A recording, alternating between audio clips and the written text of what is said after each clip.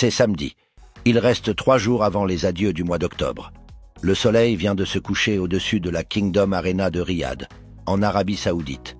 Une insolente constellation de stars est réunie en un seul lieu, comme des étoiles au cœur d'une galaxie.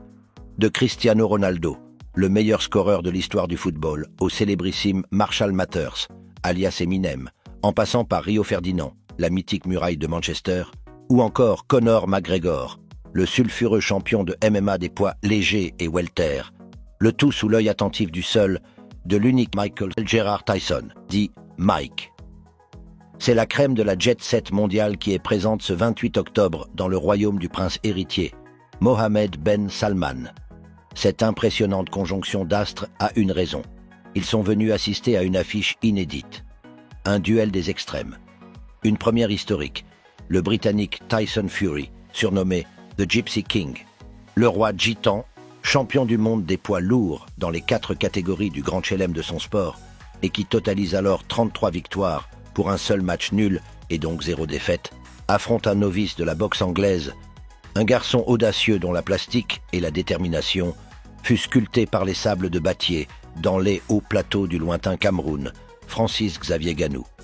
Et bien que ce dernier fasse figure de boss incontesté à l'UFC, Ultimate Fighting Championship, notamment après avoir écrasé l'Américain Stipe Miocic en mars 2021 et le Français Cyril Gane en janvier 2022, il faut noter qu'il s'agit là d'un tout autre registre, les arts martiaux mixtes, MMA, et qu'il débarque donc fraîchement dans la boxe pure.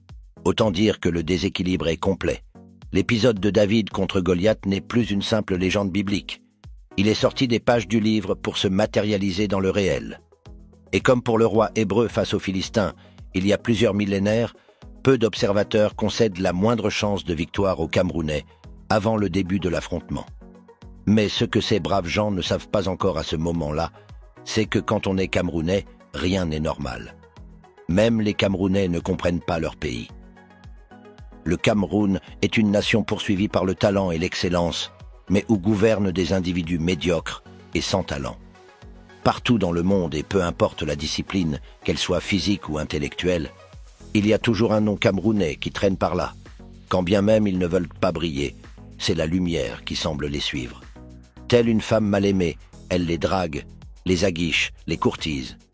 C'est le seul pays au monde qui s'est octroyé le nom de continent, sans que cela ne choque personne.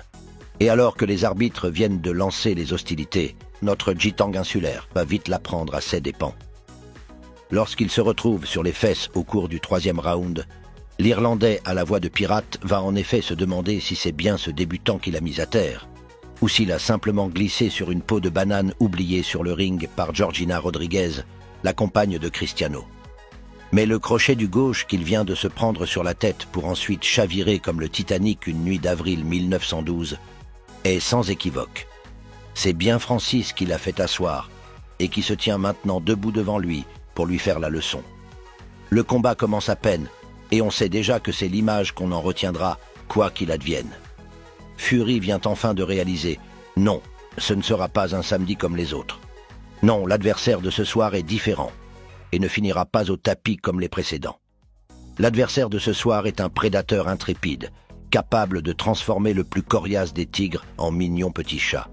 Et celui sur lequel plane le spectre d'un KO n'est désormais plus du tout celui que l'on croyait. » Ainsi, au cours des dimanches que durera le match, le chauve barbu aura tout essayé, notamment 1 ou 2 mini-coups au menton de son challenger, mais beaucoup trop légers pour faire vaciller le fils du continent.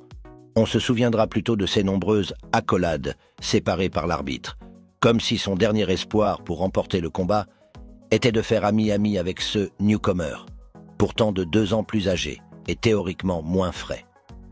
Un aveu de faiblesse à peine voilé, comme ces subtils coups de coude auxquels il aura plus d'une fois eu recours. C'est le joker du lâche.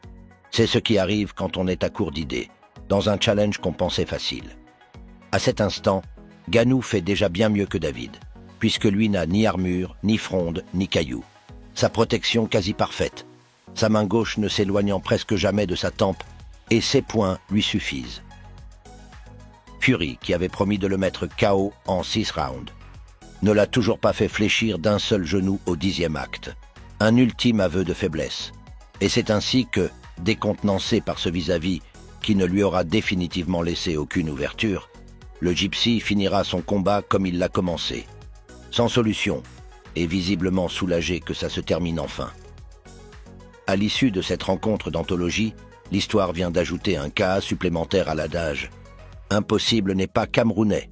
Les feux s'allument et le prédateur lève les bras vers l'océan de Flash. Il sait qu'il a gagné. Fury baisse la tête et rumine son humiliation. Il sait qu'il a perdu. Dans ses oreilles résonne